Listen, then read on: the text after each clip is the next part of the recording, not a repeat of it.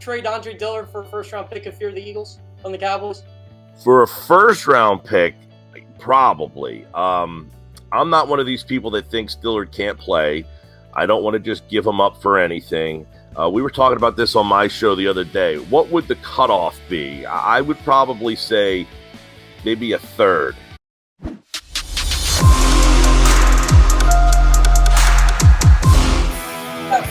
Gill in the house.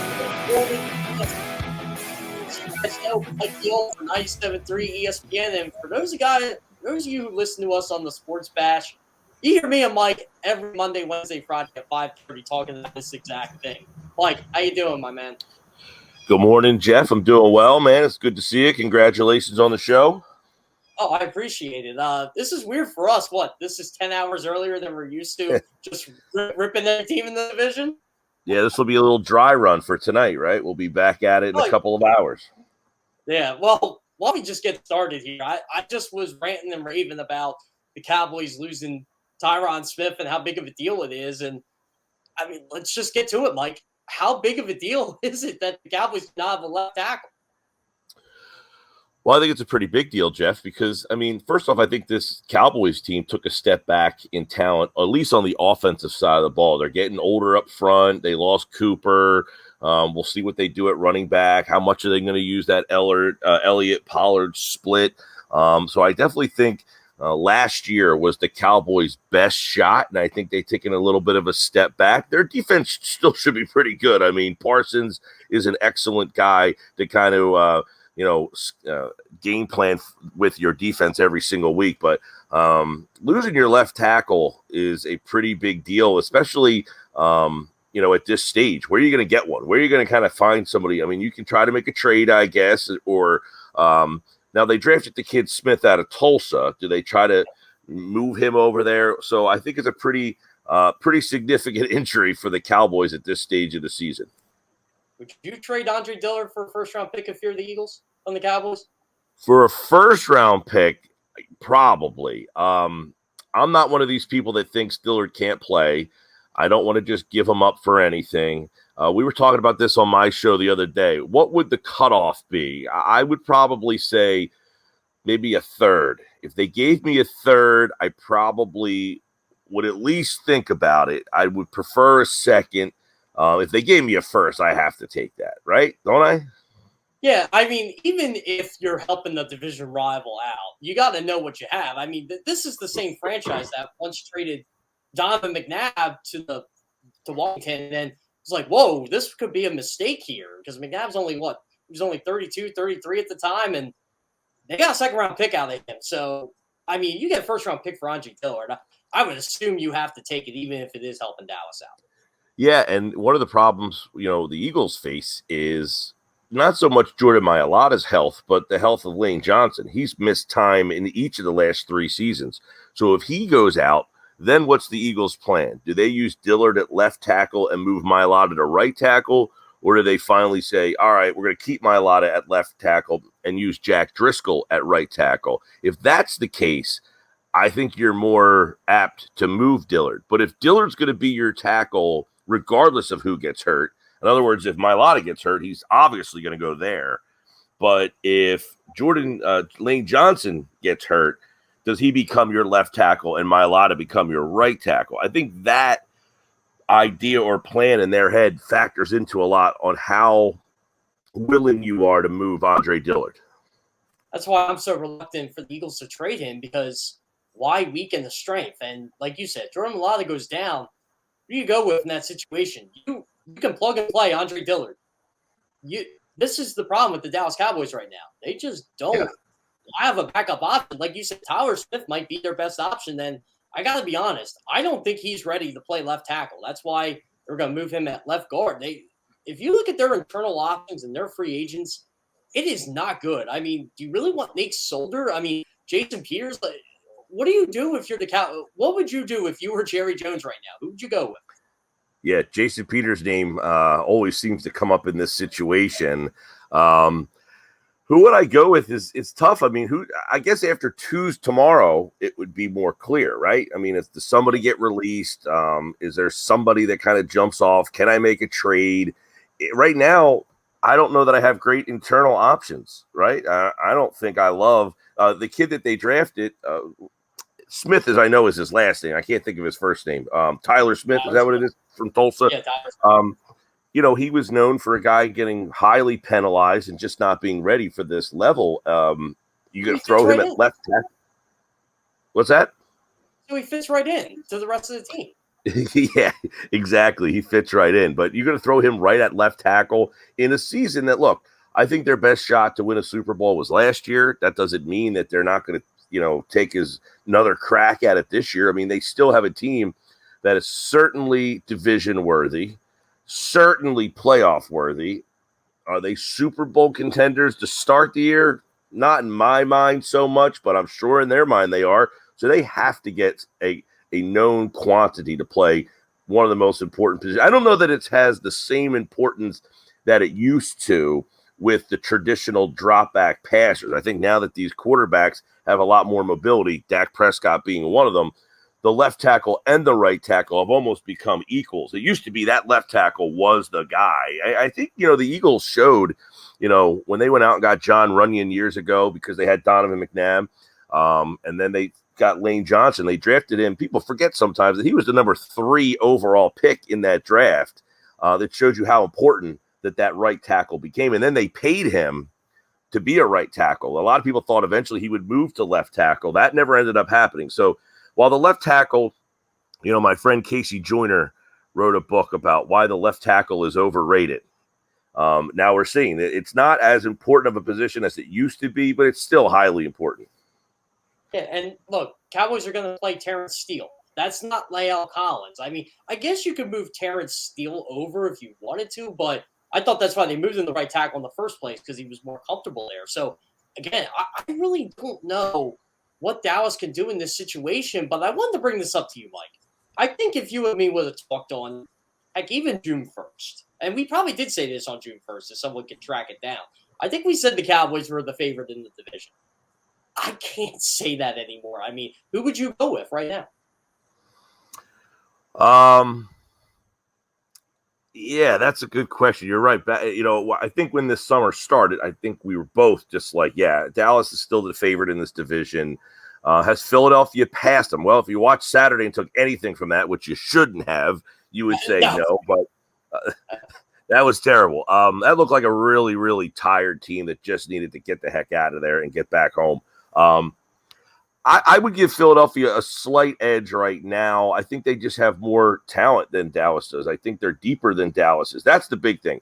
They're deeper. They could withstand losing their left tackle. I don't know that Dallas can handle that right now.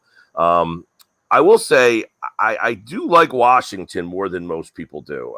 And I know that a lot of people might kind of chuckle at Wentz but he is significantly better than any guy they had play that position last year. And if he is just the player he was in Indianapolis last year, that team's going to be a lot better. They have a lot of talent. Their problem has been they haven't had a quarterback. They just haven't been able to find anybody competent enough to play that position. And they've been about a 500 team with guys that had no business winning games. Tyler Heineke has no business. At one point, I remember they were trying to convince themselves like Taylor Heineke was going to lead them to the playoffs. I'm like, no, he's not. Like Dallas isn't going to be terrible every year. Like you have something now. You have someone. Terry McLaurin finally has someone who could give him the ball for even all of Carson Wentz's faults. Yeah, yes, exactly. They have somebody who is a competent starter. Is he great? Is he what we thought he might be? No. But if he throws 27 touchdowns and 9 interceptions, which is what he did last year, like just think if he is any other quarterback other than the one that you got in 2020. He was horrible in 2020, but that's the outlier year for him. He has been a very competent guy in every other year that he has played.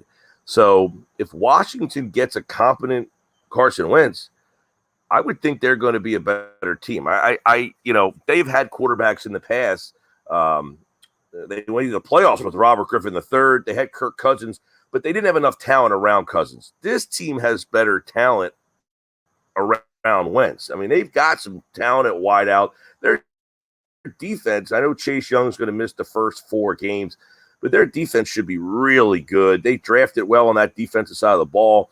I thought their defense was disappointing at the beginning of last year. They got better as the year went on, but they've got weapons at wideout now. They got the tight end if he can stay healthy. Their offensive line is better, and they have a better quarterback than than they had last year. So I think Washington is sneaky, but I'll go with Philly as the favorite to enter.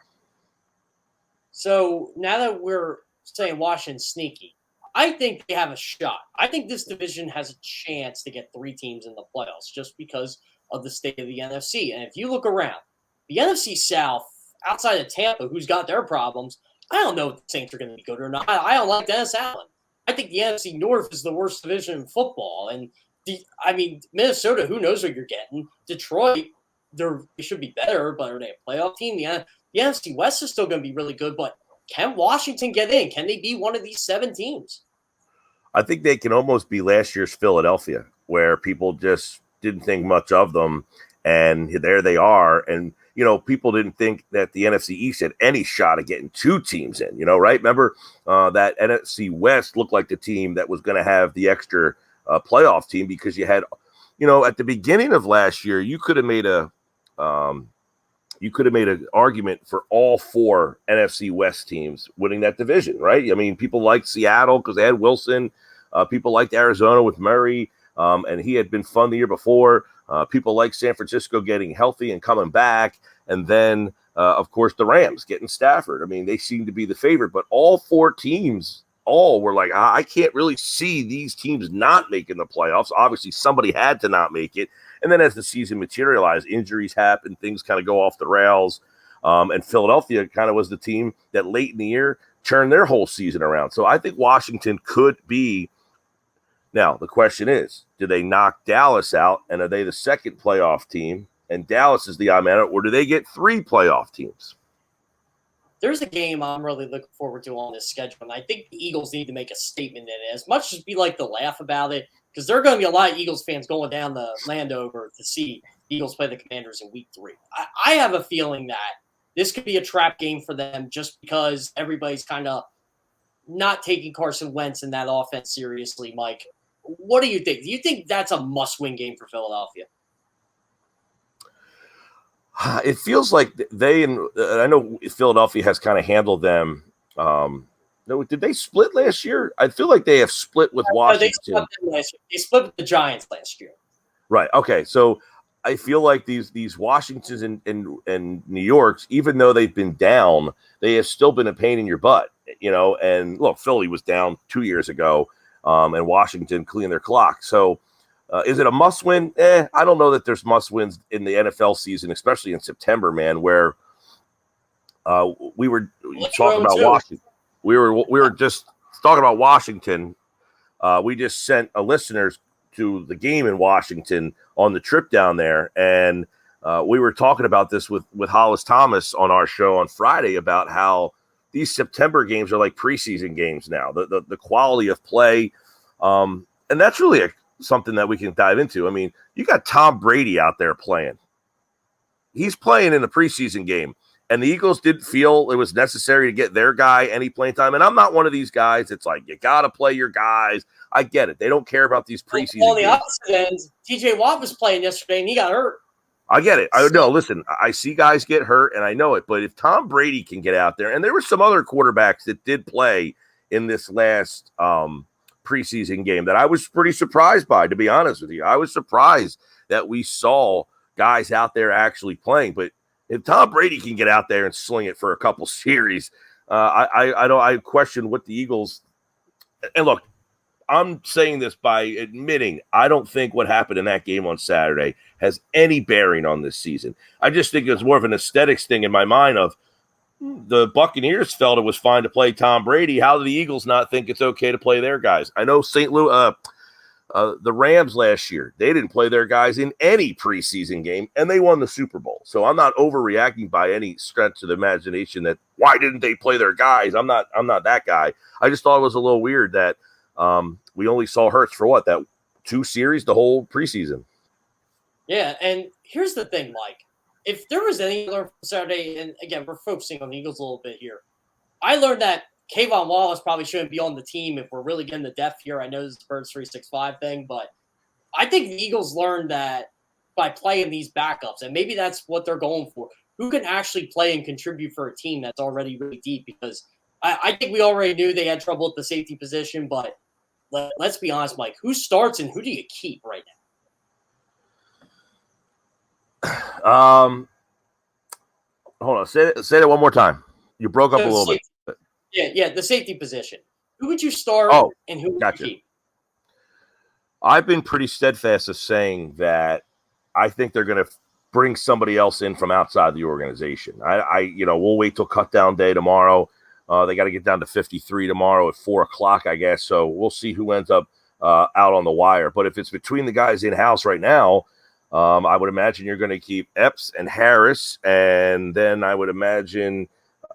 See, the whole Tart thing, I mean, they signed him, and you're thinking, okay, he's a veteran, he'll make the team, but I don't know that that's a guarantee that he just makes the team. He would be the guy. You got to take on the salary, too. You got to take on the salary. Yeah, the guy, they paid him. So, I don't know. Do they want to keep Wallace? He was a 4th-round pick, but it just seems that they're not all that enthralled by what he's bringing to the table. Josiah Scott got banged up a little bit, so I would imagine he's still a guy they like. They want to put him on the team. But I think it would be the 3 guys, Scott, Epps, and Harris, and then probably someone who's not here right now. So you're not on the Reed Blankenship hive by any chance? You don't think he makes it? Oh, I think that's Blankenship's another one. He's a special teams guy too. So maybe they put him on the practice squad. I think the 53 on Tuesday will not be the 53 that goes to Detroit. You'll see some changes there. I think that's another thing that keeps happening is over these last couple of years, you see the 53, and then the next day the guy's cut, he's out, he's on the injured list, he's on the PUP list. Like they're changing their status before the Sunday kickoff. So, Mike, I have to ask you this. We have not talked about that other team in the NFC East. The team you and I have ripped pretty regularly for decisions they made over the years, the New York Football Giants. And I watched that preseason game yesterday. They had to cut Kenny Golladay, right? Like, I don't care how much the dead cap hit is right now. It's that was atrocious on the first play of the game, and you're fighting for your job. I mean, that was terrible. I can't believe it. What a disappointment he has been. When they got him last year and they had Slayton and him and you had Barkley, and you're like, man, this offense is starting to come together. They had drafted some offensive linemen. I like the GM and the coach. I think they finally have gotten that right. So they might not be good this year, but I think you're going to start seeing them make some progress this year. I like what they did in the draft. Now, Thibodeau, is he going to play in the opener? Do we know that yet? I don't think it's certain yet. They say 2 to 3 weeks, but again, could be a little longer. I don't know, but Thibodeau is going to be a huge threat defense. Right. Them getting him, they have slowly started to put their offensive line. That's been their biggest problem. I think if you ask what's been the biggest problem for the Giants over the last 5, 6, 7 years, their offensive line has been abysmal. I mean, it basically forced Eli Manning into retirement, and I'm not a huge Eli Manning guy, but you almost felt bad for him by the end. They just could not block for him at all. They haven't been able to block for Daniel Jones. Not that he's anything special, but their offensive line has just been completely subpar at this level. But they do have some pieces, and I think the coach, I like Dable. He was a guy that I thought the year that the Eagles hired Sirianni, I was kind of hoping that they would have got into talking to Dable. He was the guy that I was a big fan of. So I think they're moving in the right direction, but probably about a year away from at least being a sleeper, like a 500 team. I think this year somebody's going to have to be a team that's only got 5 wins, 6 wins in the division. It's probably going to be them. But I think you're going to start to see them make some strides where they're not their offensive line has just been a joke, and I think they're getting better at that spot. Yeah, Andrew Thomas is one of those players. I mean, he was terrible his rookie year, but he was competent last year. And that's one thing I like about their developing player, something they haven't done. Like the Kayvon Thibodeau pick was great. I think Evan Neal was a great pick for them. You're right, Mike. Their offensive line has gotten a lot better. I thought Will Hernandez was going to be a player for them, and he just never materialized, man. What a disappointment he was. Arizona, though. He's a pretty good player over there, so it might have been the coaching. And could be. Yep. I mean, we see in Philadelphia what Jeff Stoutland can do, what having a good offensive line coach does. I mean, you can make an argument that the Eagles' second unit is just as good as some bottom level starting units. I mean, there's certain guys. Andre Dillard would start on, I don't know, 20 teams, 22 teams in this league. I don't know. I said 20, and people looked at me like I was crazy. I'm like, no, we both know the left tackle situation in the NFL is not bad. That awful, take yeah. Andre I think Dillard, Juergens would probably start on most teams at center at this point from what we've seen anyway. He looks like a guy that they hit on. Jack Driscoll would probably start on just about half the teams in this league, right? I mean, yeah. So they've got a couple of reserves that would be players on probably half the teams in this league. So that is a huge. I think the Eagles made the playoffs last year for one reason: they had the best offensive line in the game.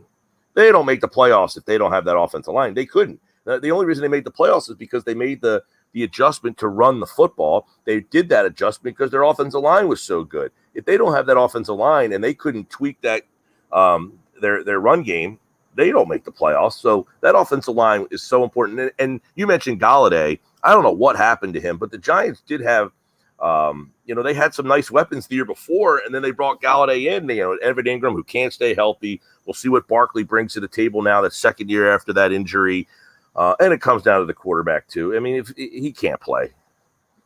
Yeah, you know what? You just led right into my next question. I was going to ask you. I know Tyrod Taylor got hurt yesterday. It seems like he's going to be okay from what Dable said, but do we think there's going to be a quarterback competition this year? Because I don't know. I get it from Brian Dable's perspective. You have to play Tyrod Taylor with the ones just in case something happens. But, man, you don't see the Eagles playing Gardner Minshew with the ones. No, you don't see any team playing their guys with ones unless there's a competition. How much is Dable and the new GM tied to Daniel Jones? Probably not much at all. I mean, I can't imagine that he walks in with this long leash. I think he'll probably start the season. I'd be pretty surprised if he doesn't, but I definitely think that there was a silent competition between those two, with Jones kind of getting a curve. He got a little bit of a head start, but I don't think his leash is very long. No, their quarterback situation is a problem, and I would imagine that they're going to look to fix that position in the draft, this year coming up. And they've done a good job in the draft, I think, the last couple of years. So the Giants are a team that if they can get their quarterback position figured out, they're going to start coming. You mentioned Saquon Barkley. Do you think this is his last year in New York? There's no way the Giants bring him back, right? I just think, Jeff, with what goes on in the NFL, how do you spend the money on that position? I think we've all seen now when any team spends money on that position, it typically blows up in their face. I mean, there's not a lot of examples of it anymore because nobody does it. The two examples you can really think of are what? Zeke Elliott, that's not gone very well. And down in Tennessee, where, I mean, it's gone well. What's that? Yeah, I'm not paying Henry like that much. I mean, I think he's only got like 1 or 2 more years left on that deal. Right, but I mean, they paid him a decent amount of money. Like, they paid him real money, and then they couldn't keep AJ Brown. They really. I think the Tannehill contract hurts them more though than. Oh yeah, well that's what happens when you make a decision. See, when you make the decision to pay the quarterback, that handcuffs you. When you make a decision that your second guy you're going to pay is now your running back, that really handcuffs you. I mean, you can try to, Seattle paid Russell Wilson, and you get lucky because you get DK Metcalf in the draft, so you don't have to pay him yet. But then the decision started to come. Well, now what do? We already paid Wilson. We have to pay DK, and they had to end up trading Russell Wilson because they couldn't keep it all. So when you make that decision that you're going to pay a second guy, and the second guy is your running back, that's a tough one. Now the Giants don't pay their quarterback all that much right now because Daniel Jones is still on that rookie deal. He'll be gone, we would imagine. They're not going to pay him. So now they have to make the decision. Is one of the guys we want to pay Saquon Barkley? I don't think they've ever really gotten an optimal Saquon Barkley. I don't think they've ever gotten the guy they thought they were getting with the number 2 pick. Yeah, not since his rookie year. And you know what? All they have to do is look down south at the Cowboys. They're paying Dak Prescott. They're paying Ezekiel Elliott. They have to pay CeeDee Lamb at some point. They have to pay Micah at some point. They got to pay Trayvon Diggs at some point. The Cowboys are top-heavy, but you're seeing the result of paying Dak Prescott and Ezekiel Elliott. A bad offensive line, a defensive line who I think is going to be pretty good. I'm not sure, but again, it's a very top-heavy roster as a result. Yeah, they've lost some pieces on that line too. So you're entering the season with a couple of key guys from last year that are not here anymore. You're going to ask Parsons to probably do more. You mentioned Diggs. I'm kind of hot and cold on Diggs. When he's good, he's good. When he's not, he's just average. I mean, yeah. So with the kid Parsons, though, he's almost like a modern day Lawrence Taylor, where you're just like, where is that kid? What are they doing with him? Where's he coming from? How do I block him? He's one of these few guys in the league that you have to game plan for him. You have to know where he is and figure out what to do with him. He's one of those guys. I just feel like when it's time for him to get paid, just hand him a blank check. He's a difference maker.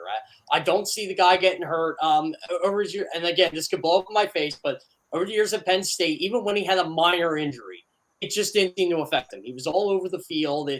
Really, if Dallas wins the division this year, I have a feeling he's going to play a major role in it because he'll be that guy. Like, he has standards of breaking the sack record, getting 15, 20 sacks. I mean, it's very possible he can do that, especially with the bad offensive line against the East. Yeah, I don't have a feeling he will be a factor. I know he would be a factor if they win the division. I know. Right. If at the end of the year, you're looking back and say the Dallas Cowboys won the NFC East, why? Micah Parsons is the defensive player of the year, and Dak Prescott got back to the level of where he was before that ankle injury. Mike, great stuff, man. I always appreciate you coming on. I love coming on 97.3. Gave me a huge break in terms of my on-air career. I absolutely love it. I love to have you on every Monday here with Jacob. This was a great time. I really appreciate you coming on. Yeah, man. And what we got now a whole week off with no NFL games before the season starts. What are we going to do with ourselves? What are we going to do? Well, there's a lot of college. I'm a big Thursday night, man. I'm a WVU alum. Got the backyard brawl back for the first time. Right. I got Penn State Purdue Thursday night. So, yeah, there's some games Thursday night. But oh, yeah. I'll tell you what. Before we sign off, what do you think of Week 0? I'm not a fan of that name. I'm just not. I got to be honest with you. I didn't watch 1 second of the college football, and it was more because the Phillies, man. I'm into this Phillies team right now. I was calling a football game on Saturday night and Friday morning. I did play-by-play for 2 games this weekend, which kind of got me my schedule a little messed up. But Nebraska and Northwestern didn't do much for me. That was kind of the marquee game of the weekend. But Thursday night, I will be locked in for college football. Same here. It's going to be weird watching on Thursday, but great stuff, Mike. I'll see you at 5:30. All right, Jeff. Take care.